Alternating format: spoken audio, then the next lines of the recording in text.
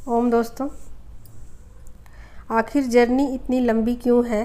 Topic को आज मैं कवर करूंगी कि ट्विन फ्लेम जर्नी आखिर इतना लंबा क्यों है, इतना क्यों नहीं। अगर डिवाइन ने उनको अगर इस जर्नी में डाला है तो क्यों नहीं जल्दी जल्दी इस जर्नी को कंप्लीट करा दिया जाता है, और इतने ट्रिगर से क्यों नहीं गुजारा जाता है, और क्यों मतलब इतना क्रिटिकल है।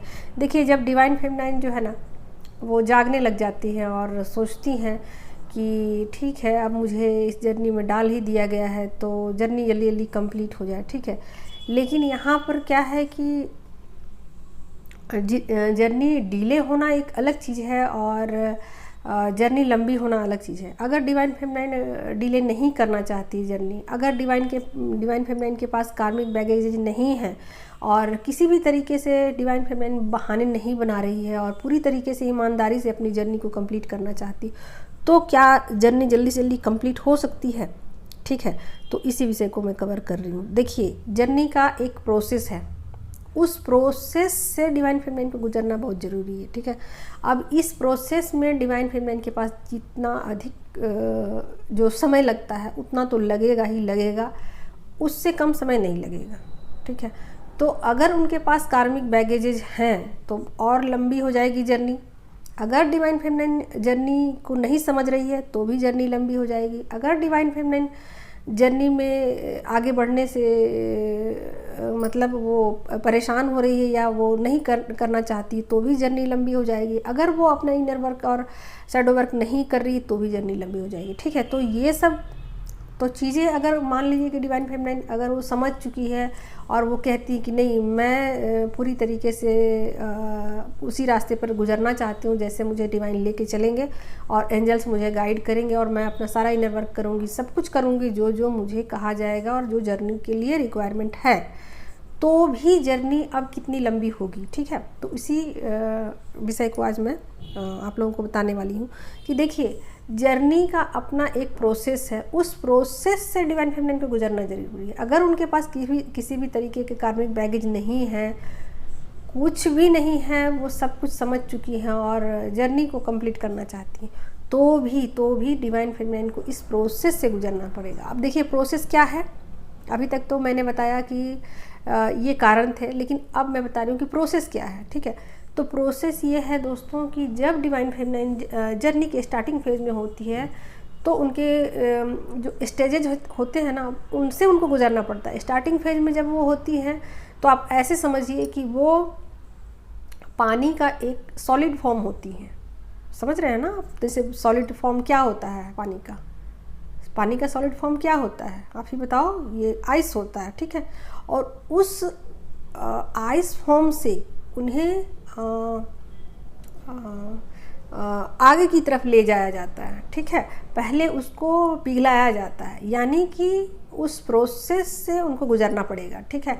अब पानी सॉलिड फॉर्म से लिक्विड फॉर्म में आने के लिए जो वक्त लगेगा वो लगेगा ही लगेगा।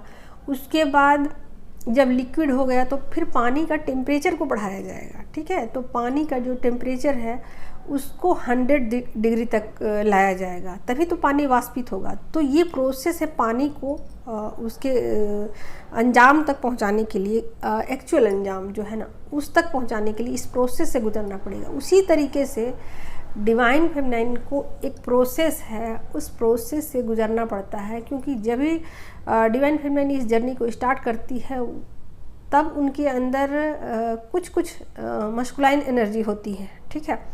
तो उससे उनको हटाया जाता है, डाइल्यूट किया जाता है और उनको प्योर फॉर्म में, फेमिनाइन के फॉर्म में लाया जाता है। जब डिवाइन फेमिनाइन पूरी तरीके से 100% फेमिनाइन एनर्जी में आ जाती हैं तब उनको फिर ट्रिगर दिए जाते हैं, ठीक है। तो यहाँ से जर्नी ट्रिगर वाली स्टार्ट होती है, उससे पहले ट्रिगर नहीं दी जाती उनको, ठीक है, क्योंकि वो सॉलिड फॉर्म में होती है और उनको धीरे धीरे फेमिनाइन एनर्जी में लाया जाता है। मस्कुलाइन एनर्जी थोड़ी बहुत भी उनके अंदर होती है तो उसको हटा दिया जाता है और फेमिनाइन एनर्जी में पूरी तरीके से उनको ढाला जाता है, ठीक है। तो ये प्रोसेस है डिवाइन फेमिनाइन का। और जब डिवाइन फेमिनाइन पूरी तरीके से मतलब ऐसे समझिए कि 100% एक फेमिनाइन में तब्दील हो जाती हैं, तब उनको ट्रिगर दिए जाते हैं।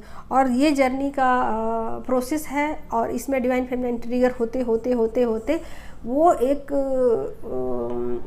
पावरफुल एनर्जी में आती हैं। और जब वो पावरफुल एनर्जी में आती हैं तो अपने पावर्स को समझने लग जाती हैं, तब वो अपनी जो दैवीय शक्तियां हैं उनको पहचानने लग जाती हैं। और जब वो अपनी दैवीय शक्तियों को पहचानने लग जाती हैं तो अपना एक बाउंड्री क्रिएट करती हैं, ठीक है।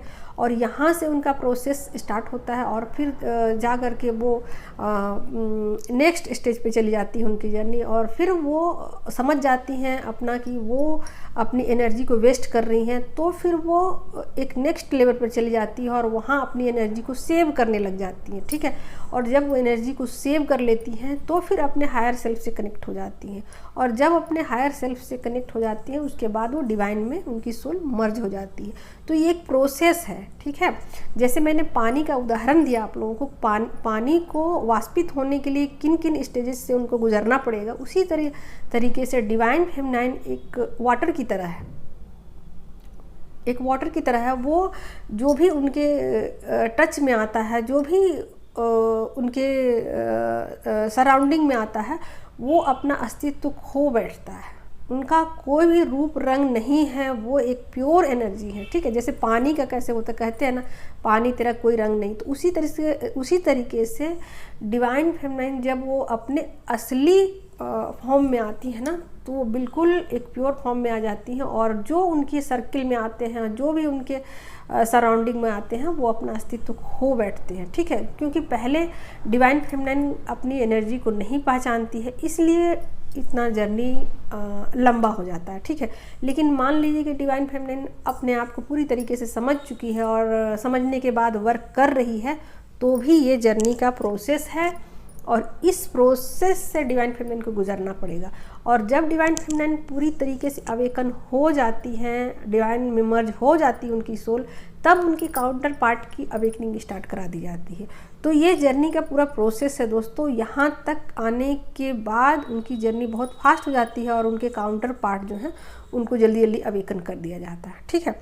तो ये मैंने एक शॉर्ट फॉर्म में समझाने की आप लोगों को कोशिश की है। तो इसी तरीके से मैं छोटे छोटे वीडियोस आप लोगों को देती रहूँगी, ताकि आप लोगों को जर्नी को समझने में बहुत ज़्यादा सहूलियत हो सके, ठीक है। तो और भी कुछ गाइडेंस की आप लोगों को ज़रूरत है तो आईडी पर मेरे जाइए, और जो भी उसका फ़ी है उसको पे कीजिए, और उसके बाद मुझसे आप संपर्क कीजिए। ओके दोस्तों, इस वीडियो में इतना ही। Take care, love you all, thank you so much.